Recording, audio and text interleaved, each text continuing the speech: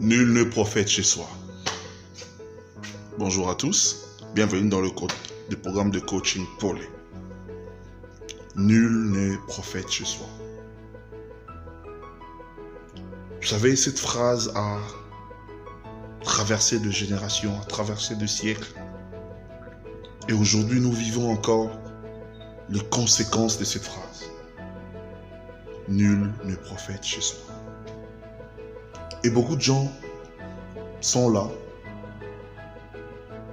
Je dirais, ils sont d'accord à ce que nul n'est prophète chez soi.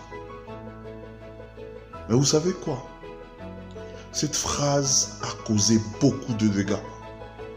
Cette phrase a fait rater la destinée de plusieurs. C'est pas une phrase qui doit devenir une chanson aimée, qui doit devenir une chanson préférée. De personnes qui aiment cette phrase, ce sont des losers. Parce que vous savez quoi? Il y a un homme dans la parole, dans la Bible, Jésus de Nazareth, qui a parlé de cette histoire. Je suis un amateur de la Bible. Un jour, il s'est retrouvé dans sa patrie, dans son contrée. Et il a dit, il est difficile que personne ne soit accepté dans sa famille. Nul ne prophète chez soi. Ah, mais quelqu'un va dire, ah voilà, même lui, même il a dit ça. Écoute la suite. Après avoir dit cela, il a ajouté ceci. C'est que il n'a pas pu faire beaucoup de miracles à cet endroit-là. À cause de quoi? De l'incrédulité. Dû à quoi? À cause du fait qu'il le voyait. Mais on l'a vu grandir ici. Ah, mais ce garçon ici est médecin. Ah, mais il ne peut pas me soigner. Moi, je l'ai vu grandir. Je l'ai même touché quand il était bébé. Je l'ai même changé ses couches. Blablabla. Ah, aujourd'hui, l'avocat, il ne peut pas me défendre. Moi, je l'ai vu aujourd'hui. Mais moi, je le connaissais il y a 10 ans de cela, quand il était encore bébé, quand il allait encore à l'université. Ah, moi, je ne crois pas. Voilà. C'est la même parole qu'ils ont dit avec Jésus. Ah non, on le voyait ici. N'est-ce pas le fils de Marie? N'est-ce pas le frère de Jacques? N'est-ce pas? Ah.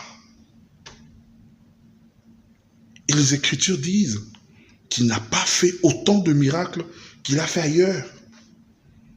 À cause du manque de foi, à cause de l'incrédulité, à cause du fait qu'on ne croyait pas en lui. Ne soyez pas un fan de cette phrase. Ne soyez pas le fan numéro 1 de cette phrase.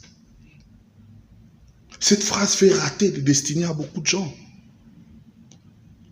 Tu te dis, oui, c'est un petit avec qui tu as grandi, mais il n'est plus le même petit. Aujourd'hui, il a acquis certaines choses, il a acquis certaines compétences et il peut t'aider.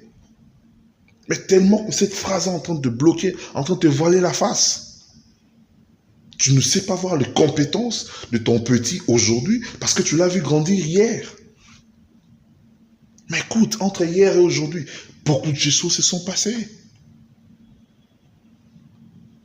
Celui qui était le fils de Marie hier, aujourd'hui, c'est plus le même fils de Marie. Aujourd'hui, il est en train de faire de grandes choses. Il est en train de guérir le malade. Il est en train de guérir les lépreux. Il est en train de faire de grandes choses. Et vous êtes en train de le voir comme s'il était encore le fils de Marie. Hein. Ah, je le vois encore quand il faisait pipi, quand il faisait ces choses d'enfance. Là, moi, je le vois encore dans cette image-là. Il n'est plus la même personne. Excusez-moi, il a changé. Tu dois le considérer comme tel et une nouvelle personne. Sinon, tu vas tout rater. Sinon, tu risques de passer à côté. Et si son aide viendrait de lui, et toi tu es en train de le négliger, tu es en train de le rabaisser, alors qu'il n'est plus le même petit que tu as connu avant. C'est plus la même petite que tu as connue avant. C'est vrai, tu lui as montré comment parler à la télé. Mais aujourd'hui, elle est différente. Aujourd'hui, elle est une grande journaliste. Aujourd'hui, elle est DG quelque part. Mais c'est plus la petite que tu as encadrée hier. Nul ne prophète chez soi. Change ta philosophie par rapport à cette phrase, au risque de rater beaucoup de choses.